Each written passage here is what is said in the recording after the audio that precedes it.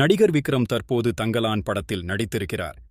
இரஞ்சித் இயக்கியிருக்கும் அந்த படம் ஆகஸ்ட் 15ஆம் தேதி ரிலீஸ் ஆகவிருக்கிறது. கண்டிப்பாக இந்த படம் விக்ரமுக்கு ஒரு மெகா ஹிட் படமாக அமையும் என்று அவரது ரசிகர்கள் எதிர்பார்க்கிறார்கள்.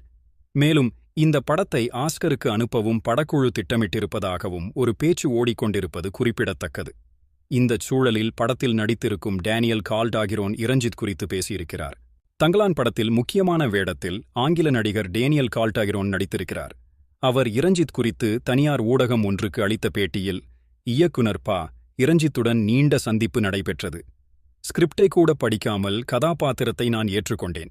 பிரச்சனை என்னவென்றால் அசல் கதை தமிழில் இருந்தது. அதனை ஆங்கிலத்தில் மொழிபெயர்த்து படித்தால் கதையின் சுவாரஸ்யத்தை நான் இழக்க நேரிடலாம். எனவே இரஞ்சித் மீது நம்பிக்கை வைத்தேன். முதன்முறையாக ஒரு நம்பிக்கையின் அடிப்படையில் மட்டும் நடிக்க ஒத்துக்கொண்டேன் என்றால் அது தங்கலான் படம்தான்.